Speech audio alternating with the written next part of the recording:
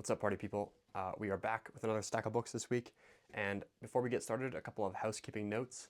I have a new setup, so I'm filming off a new camera today, and I've also got this lav mic here, so hopefully things are crystal clear for you on your end. Secondly, I record these videos a week in advance, and so it's not early enough, or sorry, it's not late enough to do the draw from last week's giveaway. So it might seem weird to you, but it makes sense to me when I'm filming the video. So we're not drawing from last week's giveaway, but we're going to do another one. So this week's giveaway is a thick copy of Edmund Burke's Reflections on the Revolution in France. I don't know if I can say too much about it. Edmund Burke was a monarchist. He was against the French Revolution, and he wrote a lot of quotable stuff in his Reflections. So yeah, cool text. Haven't read it yet, but I have a duplicate, so. First up in our stack today, we have a couple by Daniel Defoe. So Daniel Defoe was 1660, I believe. He was big into politics, so he was jailed several times. There's a funny wood cut of him in the pillory. Active pamphleteer, statesman. He was also the spy master for the English government for a time. So very decorated and interesting guy. Had his hands in a lot of different things. And of course, he's most famous for his novel Robinson Crusoe, which I have read last year, but we are picking up a few new ones today. The first one is Moll Flanders, and I just wanted to read the back of this one because it sounds very charming, and I don't know. I just listen to the back. So it says that the tale of the fortunes and misfortunes of the famous Moll Flanders, blah blah blah. Who was 12 years a whore, 5 times a wife, whereof once to her brother, 12 year a thief, 8 year a transported felon in Virginia, at last grew rich, lived honest, and died penitent. So similar to Robinson Crusoe, our main character eventually repents of their godlessness. But yeah, this should be a very funny book. So I'm looking forward to reading Moll Flanders. Second book by Defoe we have is A Journal of the Plague Year. Now it is, what's it called? Historical fiction. It's not like a true account, although it is based off of eyewitness accounts. And that is of the, I forget what it's called, like the Great Plague or something like that. Anyways, it was the most recent plague of the bubonic plague in London. It killed 100,000 people in a year. And this is 1665 to 1666, which, of course, Defoe being born 1660, he only would have been 5 years old, so there's no way he remembered all the stuff that happened in this book. But I think he interviewed several people to write it, so this one should be maybe a bit more dreary and less fun than Moll Flanders. But anyways, a good addition to the collection nonetheless. Next up here, we have a kind of a random book that I found, and that is The Two Lives of Charlemagne. So Charlemagne was the ruler of the Carolingian Empire at the end of the 8th century. Now, the Carolingian Empire is somehow connected to the Holy Roman Empire. Now, I know there are some people out there that probably have some sort of fixation on the Holy Roman Empire and know a lot about it. Unfortunately, I do not have this fixation, although it does sound cool. Anyways, Charlemagne, yeah, he was the ruler of this large empire, very successful, and so we have two separate accounts of his life, one by one of his courtiers, Einhard, I think that's how you say it, Einhard, just like a bad-sounding name, and then we have another guy, Noctor the Stammerer. I think he was a historian that wrote around 50 years after Charlemagne's death. So, yeah, two cool accounts of a very cool dude. Next up, we have a couple of, what would you call it, like fairy tale style books. The first being the Mabinogion. Now, the Mabinogion is a collection of oral short stories or fables or myths or whatever you like to call them from the Welsh people, collected around the 13th, 14th century. So a bit later. But yeah, these, I don't know too much about it. I think a lot of the titles are like unpronounceable. Because Welsh is an interesting and, I don't want to say strange, but yeah, like Pwyll, Lord of Dyfed, Manaw Windan, son of Lear. Yeah, very unpronounceable names. Sort of similar to Beowulf, like, right? All the names kind of sound the same. Not that Beowulf comes from the same place, but anyways, yeah, cool book. And let's get a flop check on this one. Pretty good, I'd say. Are we rating flop out of 5 or out of 10? I forget. I think this is probably a 4 out of 5 for flop. But that reminds me, I probably should have checked Moll Flanders. Actually, actually that's pretty good. These world classics are always like really well bound, like loose. And also, I forgot to mention this.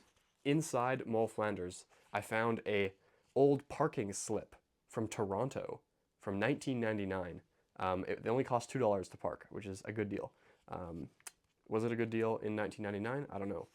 But yeah, cool. I like finding little stuff inside the books. And then similar to the Mabinogion, I have this weird like collection of texts called Celtic Myths and Legends, compiled by T.W. Rolston. And at first I thought, oh no, like I bought the same thing twice. But it looks like the texts that have been compiled to make this edition don't come from the same sources as the Mabinogion. So I don't know too much about the Celts. I think they're Iron Age Europeans, so kind of like 800 BC to like 0 AD. And yeah, they kind of took over like mainland Western Europe, so like France, Germany. I think the Gauls were Celtic.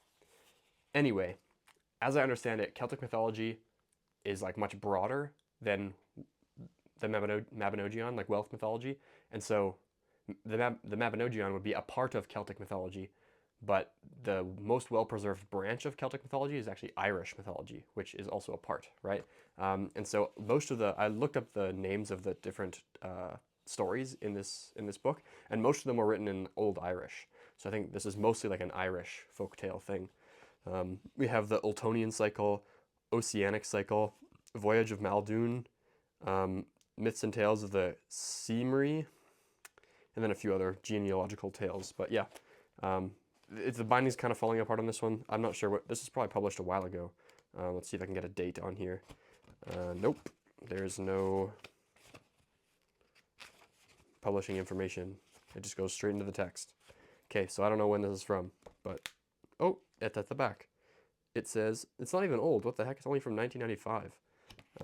But it's falling apart, so maybe it wasn't bound super well. Next up we have, oh yes, Sir Walter Scott's Ivanhoe. So this is the text he's most famous for. He also wrote The Heart of Midlothian and The Lady of the Lake, which I do have a copy of in like this old canvas hardcover, which is pretty cool. Anyways, surprised I didn't have this.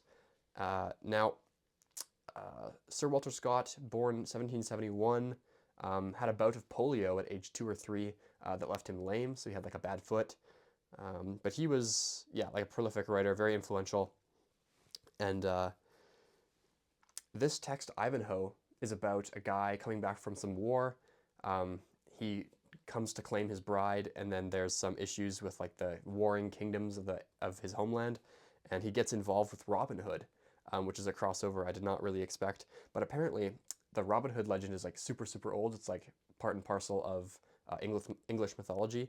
And the earliest text we have that mentions Robin Hood is the 12th century edition of Piers Plowman. And so Robin Hood's like been around a long time. There's lots of different variations of the myth. But apparently this text, Ivanhoe, is the one that kind of like sealed the deal on how we understand the myth today. And so like if you watch like, I think is it Disney or Pixar, I'm not sure, they're like old 1980 like Robin Hood. I'm not sure when it's from, something like that.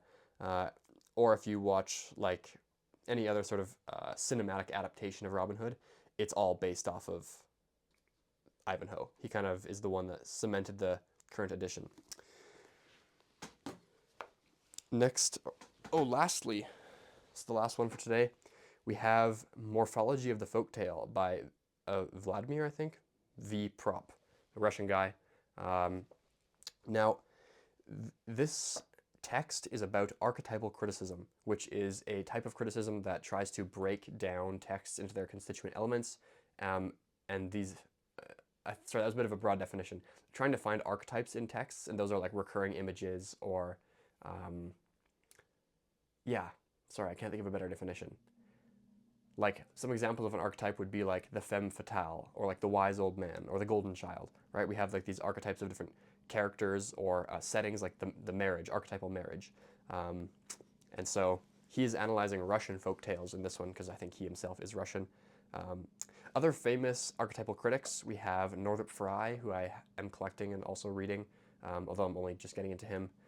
A name you'll all know, Jung, right? Jung was a really famous archetypal critic as well. And then a lesser known guy, I forget his first name, something Fraser, and he wrote The Golden Bow, which is, or Golden Bow, Golden Bow. And that's like a 22 volume, I'm not sure if it's 22, but it's like a large set of text analyzing like every myth in the world. So very extensive, very prolific. I have like a, what do you call it? Like an abridged copy of just one book. It's right here. Fraser, James George Fraser, that's his full name, The Golden Bow. And it's pretty thick. The abridged copy is still probably close to 800 pages. Let's check. Yep, 850. So impressive. So that's that. Now, the short story of the day, of course, still comes from O'Connor. Today we read The Enduring Chill, which was quite good, probably 4 out of 5 stars. I'll try not to bungle the plot for you. So the way it goes is we have this guy named Asbury. I think his name is Asbury. I hope I'm not messing that up. Yep, Asbury. And he goes home to his mother and his older sister. Now, Asbury is a very conceited fellow. He fancies himself a author, artist, writer, and he's been living in New York, but he is sick, out of money, and has to come home to his mother. He has no father. I guess he lost him. He died or something. And Asbury is like, thinks he's gonna die. So he's coming home basically just to die. He's written this long letter to his mother that fills 2 notebooks. He locks it up in his dresser and he's like, well, I'm gonna give her the key right when I die, and it'll explain everything to her. But he's kind of spiteful. He like kind of blames all his problems on his mom. And so it's kind of like a letter like intended to like hurt her almost.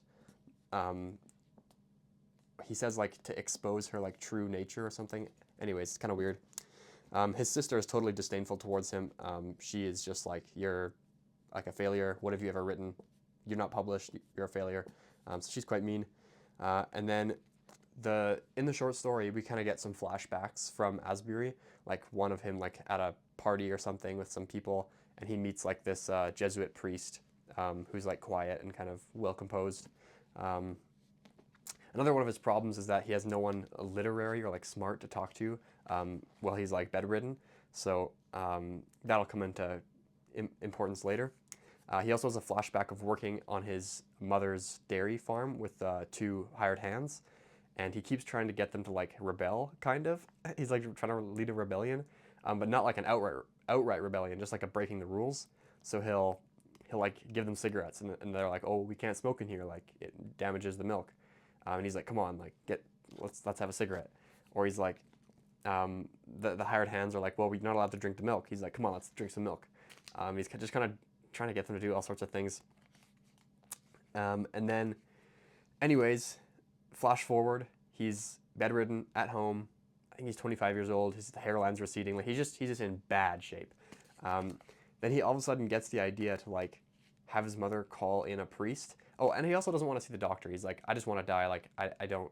He has some sort of like grand vision of himself, and like he thinks he's like super smart and above everybody. He's gonna die in some sort of like artistic way.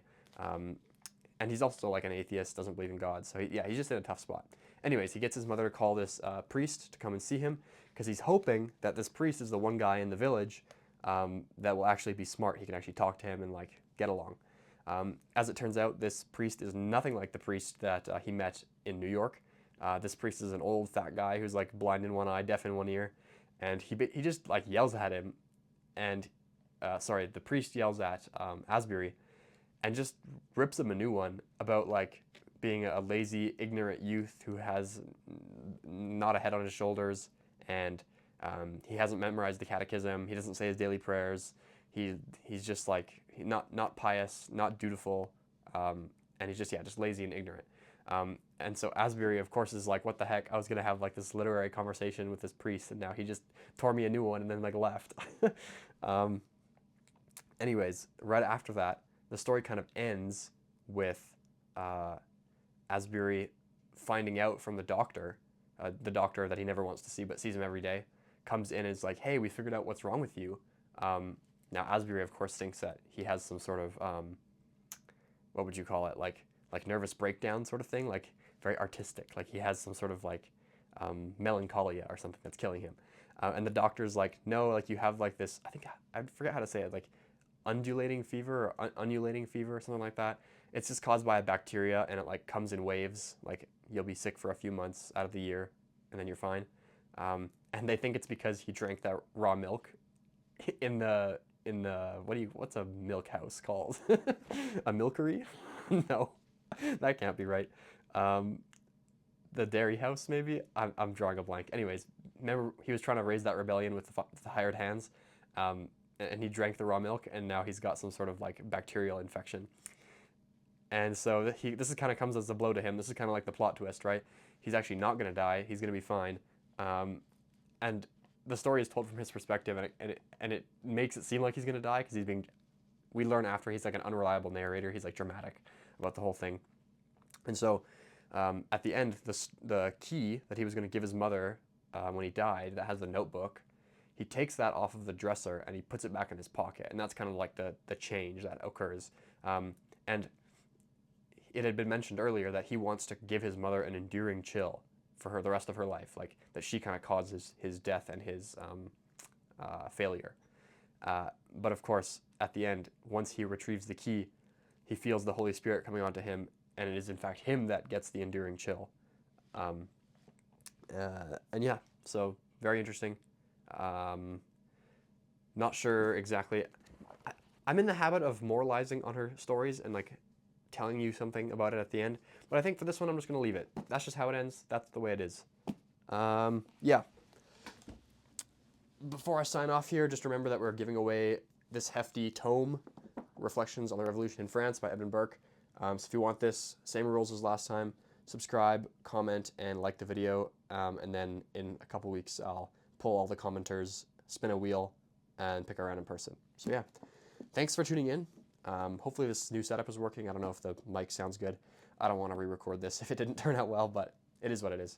Thanks again, guys. See you next week.